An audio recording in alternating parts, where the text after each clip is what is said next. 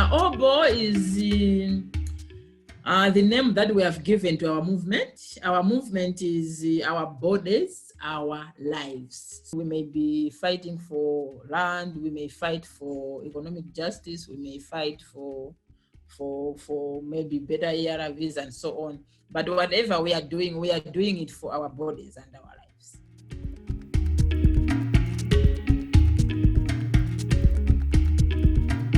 We start where a woman is. So if we want to work with the women that are living with HIV, let's go there. We involve them, we work with them, and they are in the forefront of whatever we are doing.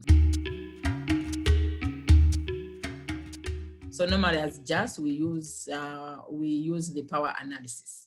So what we do is we let them tell us where they felt powerful or powerless and what made them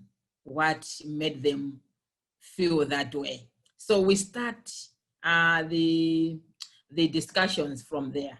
We focus on our own bodies to say, this is me, this is what I've been going through. So when we draw our bodies, we also ask women to say who has control over your body, because most of the times we also ask them which part makes you feel wonderful or bad. So what do you think is happening with your own body? Do you think you have control over your body? Who do you think controls your body? So that's where now the discussion starts. And most of the times it looks that I think it's men that has more control over our bodies. The other thing that we also train them is the master's house, the patriarchal system that is at play at all angles. We also ask them, where do they learn the things that they do?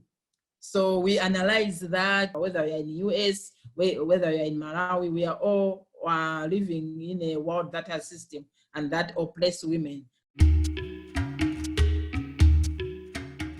A lot of women were living in a lot of oppression. So when they realize the power within themselves, they wanted to act on it to make sure that they are free.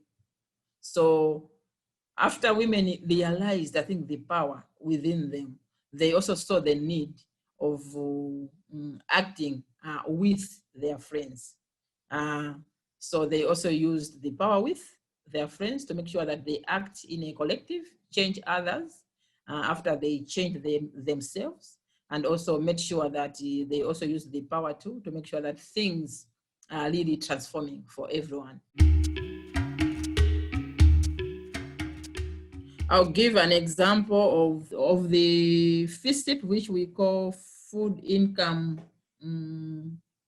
Support Program. They choose people to be beneficiaries. So normally, if you are a woman living with HIV, they were normally saying that you don't have power, you can't cultivate because you are sick, you're just waiting for the time to die. So women are organized, and they said, no, let's start having meetings with the traditional authorities. It really took time for the traditional leaders to really understand and accept that even if you are HIV positive, you can still do normal things as the others.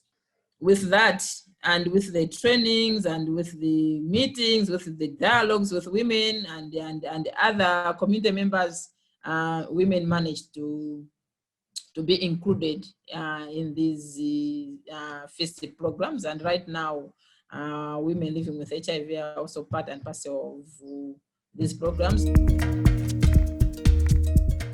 The other thing is, I think women also being able to speak out, to know their bodies, issues to do with SRHR, sexual reproductive health rights.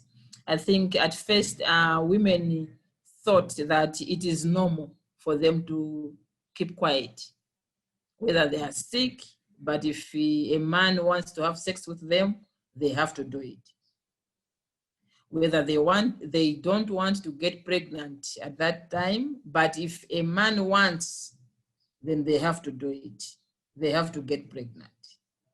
They were supposed to be submissive, even though they knew that this person is oppressing me.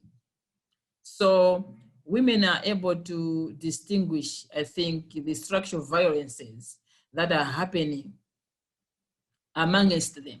And they're also able to help each other to say, no, I think with what we learned, I think with the knowledge that we have, this is not supposed to be done this way. Even in the hospitals, the women are used as expert clients. These women, they are not educated, but as I said, JAS focuses on the knowledge that is rooted within women. They are now taken as expert clients because we also train them in treatment literacy. So they have knowledge. They are able to stand up and tell the doctors to say, no, but I think what is happening to me is a side effect of this drug which I'm taking. Even from the religion perspective, there are so many things that were happening in churches. Women were not able to preach. But come to Malawi now, you will find so many women preaching.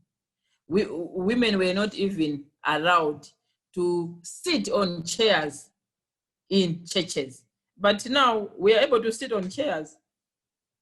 We are telling them, no, if it's first come, first serve. If I'm here early, I can sit on a chair. If men are ready, they'll sit down if we don't have enough chairs. Otherwise, let's buy enough chairs for everyone in the church. In 2007, I think we started with the number of 30. Then it increased as time went on. And right now, I think we are 9,000 plus. Obo hubs are structures, if I can put it that way. So there are places where women meet. So these are safe spaces where women meet. So in Malawi, we have 30 hubs. And in Malawi, we have 28 districts, but we are working in 27 districts. So with our organizing, with our building, I think things really started changing. Women were empowered, women were given knowledge, they realized who they were, whether there were issues of culture or beliefs, or whether they have issues at the health center when they go to get drugs. So others were also like, but where are these women taking this power from? Who is giving them power?